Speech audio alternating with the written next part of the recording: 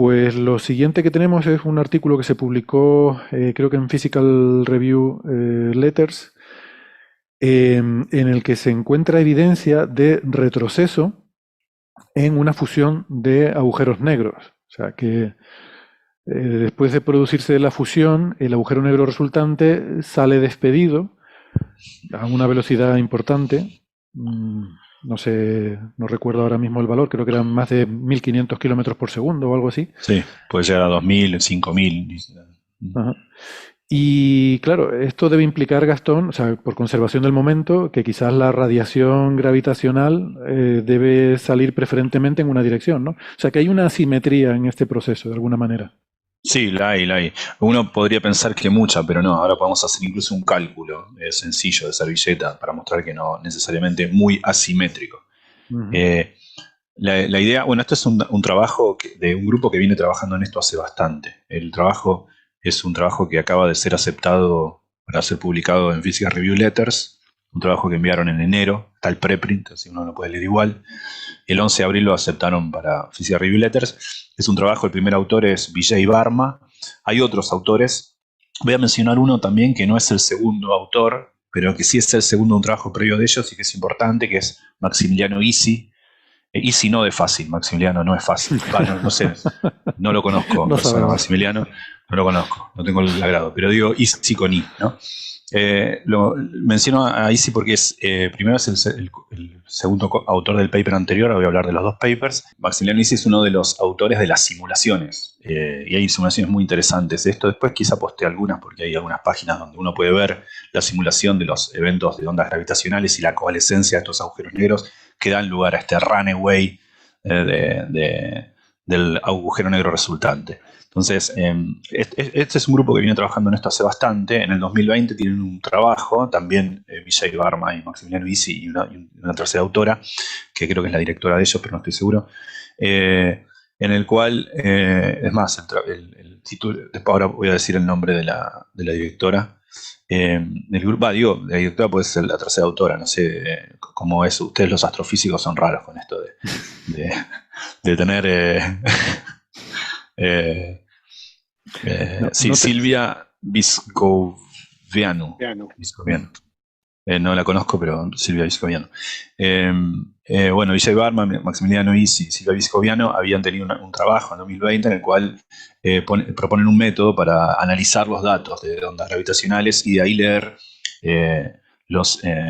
este runaway, salir disparado del agujero negro resultante. Entonces la idea es la siguiente: hay dos agujeros negros que rotan. Recordemos que esto tiene un momento angular orbital, que es la rotación propia de las dos masas que van coalesciendo, haciendo una espiral, y que también hay una componente del momento angular que puede ser no despreciable de cada uno de ellos, es decir, cada uno de estos astros gira en torno a su propio eje, tiene su spin intrínseco. Entonces acá hay tres momentos angulares: el orbital, de los dos astros orbitando, el de uno que está rotando y del otro que está rotando. Y estas rotaciones no necesariamente y típicamente no se dan en el mismo plano. Es decir, estos dos astros rotan y cada uno de ellos rota, pero no necesariamente en el mismo plano en el que rotan los dos, sino que puede estar rotando con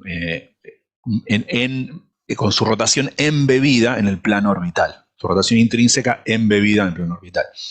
Cuando se da esto último, es decir, cuando el spin intrínseco de los agujeros negros no está alineado con el spin de la órbita de los dos que uno hace en torno al otro, entonces lo que puede pasar es que haya una asimetría. Primero, el plano de órbita empieza a hacer una precesión, ¿no? Empieza a girar el plano mismo de la órbita sobre el eje de giro, como le pasa a la Tierra, por ejemplo, como le pasa a tantos sistemas o compuestos, o en este caso binarios, y entonces eso genera una gran asimetría. A esta asimetría se suman otras cosas, que es que los dos agujeros negros no tienen necesariamente ni las mismas masas ni las mismas condiciones iniciales. Las condiciones iniciales rápidamente se hacen irrelevantes, porque la vertiginosa danza de estos dos hace que eso no es muy importante, pero sí la diferencia de masas. Entonces lo que pasa es que cuando finalmente en esta danza espiralada los dos agujeros negros forman un único agujero negro, emiten en ese choque ondas gravitacionales, que son las que nosotros detectamos desde la Tierra. Y ahora, lo que pasa con ese último, hace primero un pequeño ringtone, esa gota queda oscilando un poco, que eso te puede dar mucha información y de varias cosas que podemos hablar, hemos hablado en algún momento, pero también lo que puede pasar es una especie de retroceso. Me gusta más la palabra recular, porque en realidad es como una especie de cesión, de ceder, ¿no?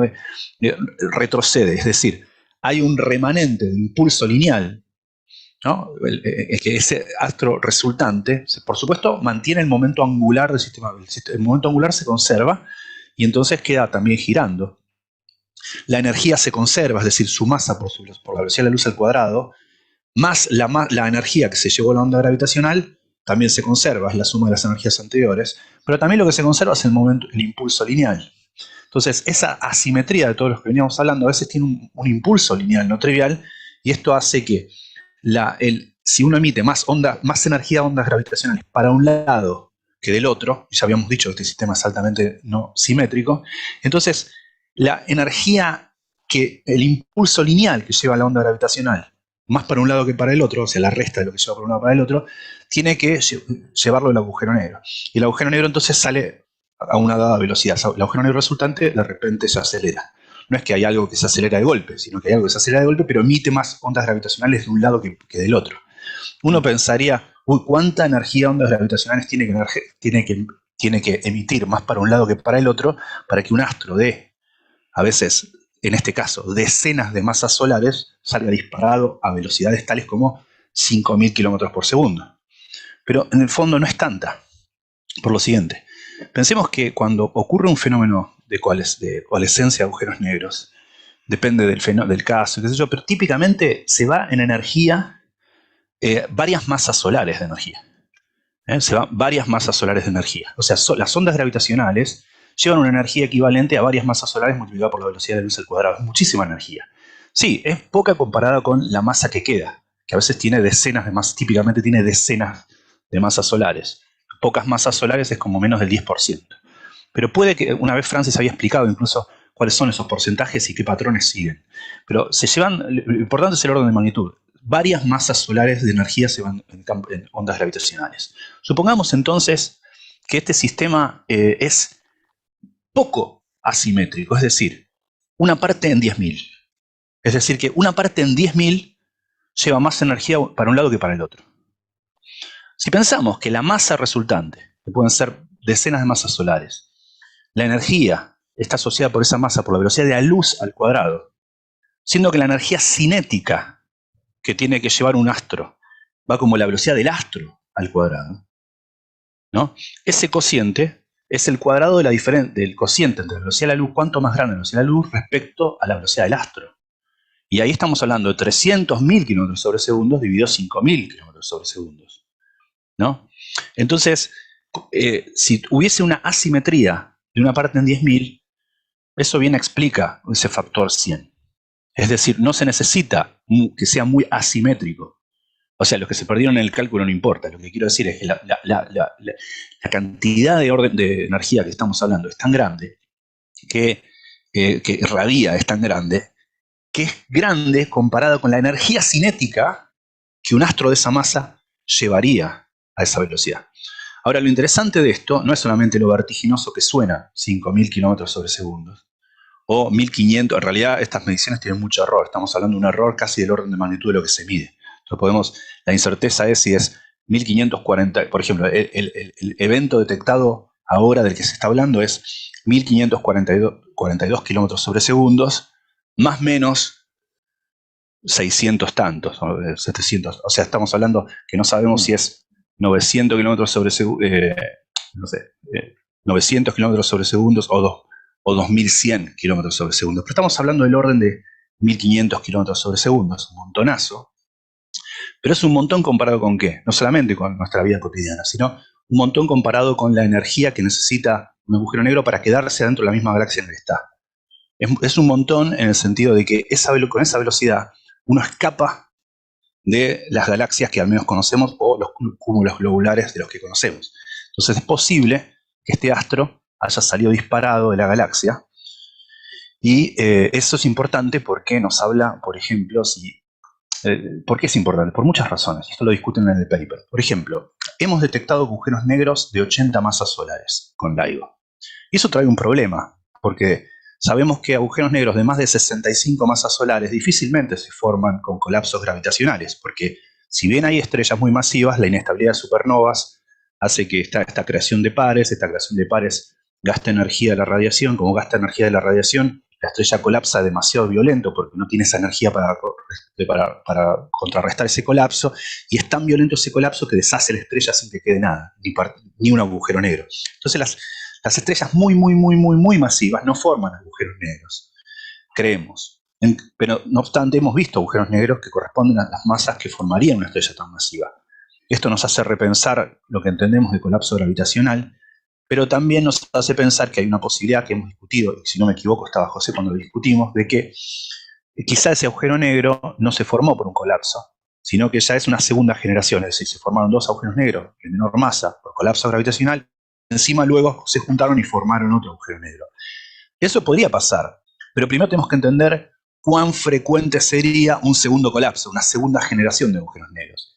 Y si los agujeros negros salen fácilmente despedidos de las galaxias después de un choque, y el hecho de que hayamos visto uno en tan pocos años ya nos dice cuán frecuente puede ser, nos está diciendo, es menos probable de lo que pensábamos que haya una segunda generación.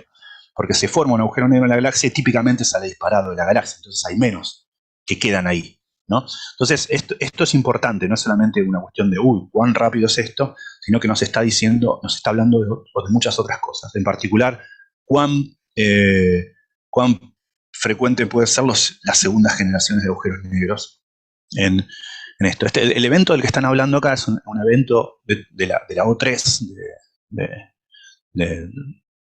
de los registros de ondas gravitacionales, la tercera observación, y ha sido observado, este evento en particular fue observado tanto por LIGO, los dos de LIGO, como Virgo. Fue observado por los tres detectores. Es el evento que ocurrió el 29 de enero del 2020. Por eso recibe el nombre de GW, Gravitational Wave 200129. Este es un evento en el que estos tipos, Vijay Varma y sus colaboradores, tomaron los datos, usaron el método que ya habían trabajado en su paper anterior, también publicado en Physical Review Letters en 2020, y lo que hicieron fue estudiar este evento, que son dos agujeros negros, la suma de las masas es del orden un poquito más de 70 masas solares, 74 si no recuerdo mal, tienen una de masas de básicamente 2, y que van girando un torno al otro, pero encima rotan, el más grande de ellos sobre todo rota mucho en torno a su propio eje, y tiene una proyección, esa rotación, en el mismo plano orbital, no está alineado con la rotación. Eso hace que el sistema es altamente asimétrico, y parece, la forma de la onda parece equivaler a que luego de lo que quedó, salió disparado con un recule, un retroceso del orden. Digo del orden porque, repito, es 1542 kilómetros sobre segundos, más menos 1000, o sea, es un error grande. No es la primera vez que se ve un recoil de un agujero negro luego de una colisión de agujeros negros. Por ejemplo, hay otro evento que es el GW 190814. Ese tiene también un recoil de unos 74 kilómetros sobre segundos, más o menos 7 o 10, o sea, del orden de un 10% de error. Pero es mucho menor. Una cosa es 70 kilómetros sobre segundos, como en el caso de GW 190814. En este caso estamos hablando de más de 1000 kilómetros sobre segundos. Y lo relevante no es el récord, sino el hecho de que eso está más allá del umbral de velocidad como para que el sistema, cúmulo globular o galaxia que mantiene el sistema, lo mantenga. Estos son eventos que ocurren muy lejos. Estamos hablando de 755 megaparsec. Eso es, multiplicamos por 3, son 2100 millones de... Bueno, hay que multiplicar un poco más de 3, son más de 2000 millones de años luz, ¿no? Pero bueno, eso es interesante porque nos está hablando en realidad de que quizá estos agujeros negros se salgan disparados luego de colisionar.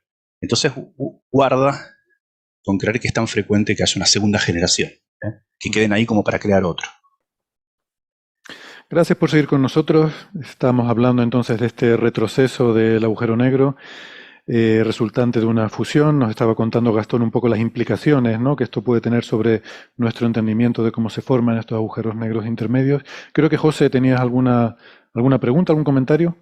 No, solo creo que la vez pasada que hablamos de esto, habíamos comentado ya que esta expectativa de que haya un retroceso del agujero negro resultante, bueno, lo hay siempre el retroceso, pero que fuera suficiente para expulsar el agujero negro de la galaxia huésped, era, yo diría que lo más, no era algo esperado como raro, sino como casi lo habitual. O sea, yo creo que la hipótesis de las varias generaciones de fusiones tenía ese problema. Creo que era algo comprendido. O sea, yo no sé si esta gente ha hecho el recálculo de todas las ondas gravitacionales que se han medido, pero o sea, quizás esta sea un retroceso particularmente grande, pero en todas hay un retroceso, por supuesto en mayor es la anisotropía, pero es la expectativa genérica, no es singular.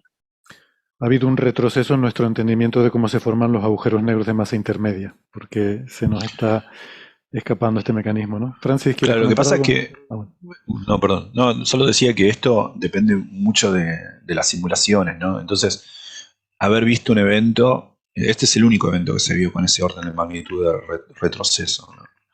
Y si bien el evento data del 2020,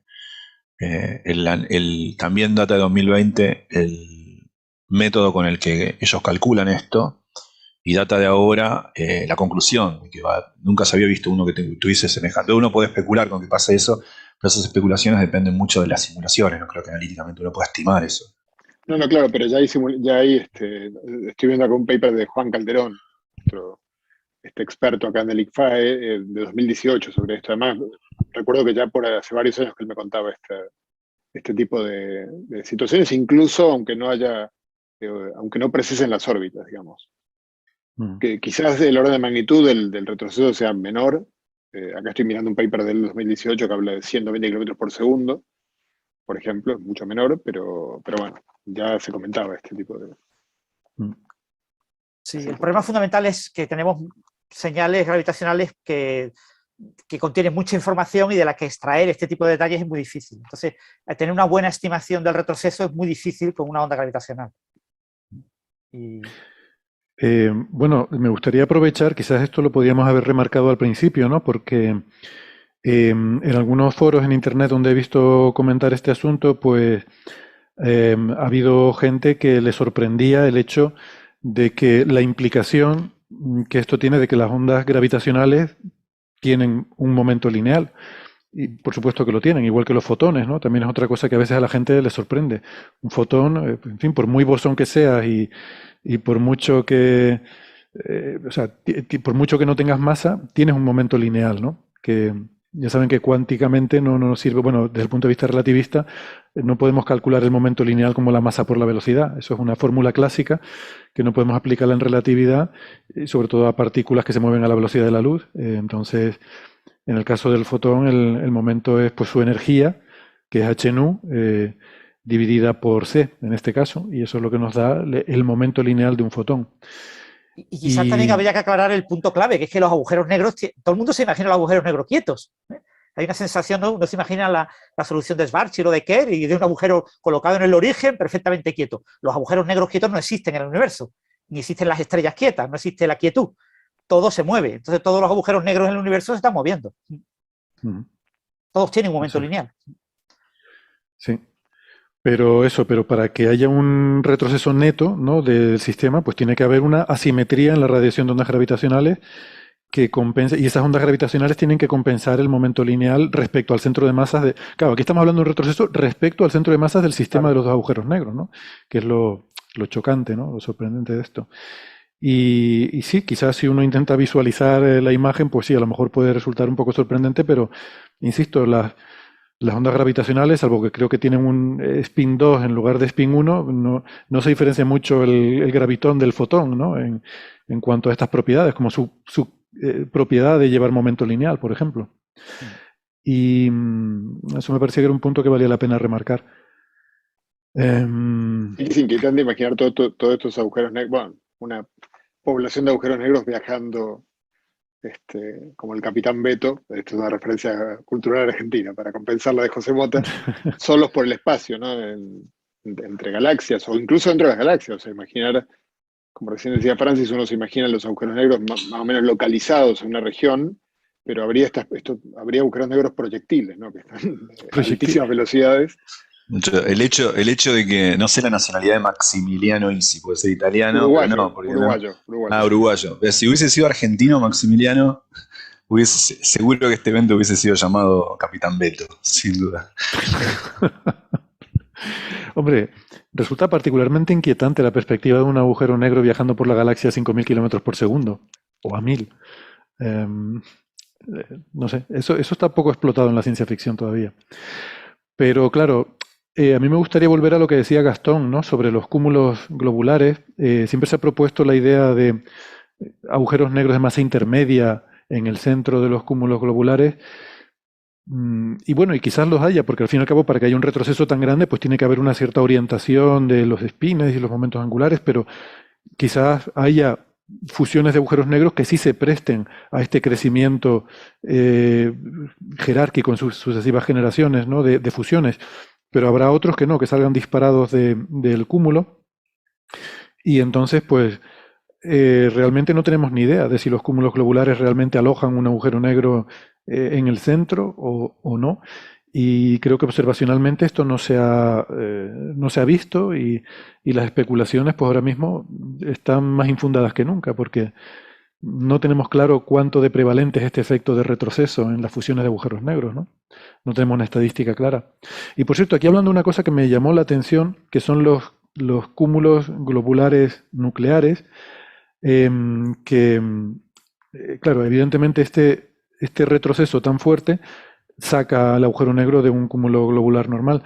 Pero ellos se plantean incluso los cúmulos estelares globulares, que son cúmulos mucho más compactos que hay cerca del centro de las galaxias. Creo que por eso los llaman nucleares, porque están cerca del núcleo de la galaxia, supongo, esto no lo sé. Y son entornos mucho más densos, ¿no? Y se plantean si de ahí también podría escapar, y bueno, la respuesta es que también pueden escapar, ¿no? Pero, por ejemplo, no sabía yo el dato concreto, me sorprendió verlo aquí. Hay uno en la Vía Láctea, un cúmulo estelar nuclear, que tiene una masa de 25 millones de masas solares. O sea, en el centro de nuestra galaxia, el agujero negro supermasivo son algo así como 4 millones de masas solares, pues este cúmulo estelar son 25 millones de masas solares. Ese es un ejemplo excelente para la gente que cree que los agujeros negros supermasivos dominan dinámicamente la galaxia, en absoluto. Es totalmente anecdótico, millones de masas solares en una galaxia. Ahí tenemos un ejemplo, perfecto. Yo tampoco lo sabía. Pero un cúmulo que anda por ahí tiene, qué sé yo, 24 veces más, 6 veces más en este caso. Exactamente. Eso pensé yo también, ¿no? Que es un buen ejemplo de esto y quizás uno se plantea la diferencia, ¿no? Entre cómo se forma un agujero negro supermasivo y cómo se forma un cúmulo de estos, quizás es en el proceso de colapsar y formarse, en qué momento el gas se convierte en estrellas. Porque ya una vez que es estrellas ya no tienes capacidad de perder energía, ya no tienes esa fricción y ya entonces quedan como partículas orbitando, mientras que las zonas donde el gas abunda, ahí sí que se pueden formar discos de acreción, se pueden formar regiones donde la materia puede ir cayendo en espiral porque la fricción del gas hace que vaya perdiendo energía, se vaya calentando y vaya acercándose hacia el centro y acabar coalesciendo en un agujero negro, ¿no? A lo mejor estos son los dos finales de la materia en el centro de la galaxia, ¿no? Si vives en la nube de gas, acabas haciendo un agujero negro. Si vives en una zona donde se forman estrellas y se agota el gas en forma de estrellas antes, entonces acabas con un cúmulo de estrellas, ¿no? Parece esa dicotomía ahí de los dos posibles destinos de la materia.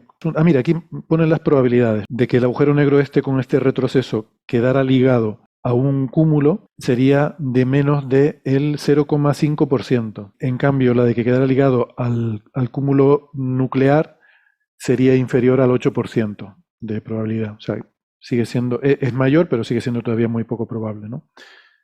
Se hicieron ese cálculo de probabilidad, lo cual está bien.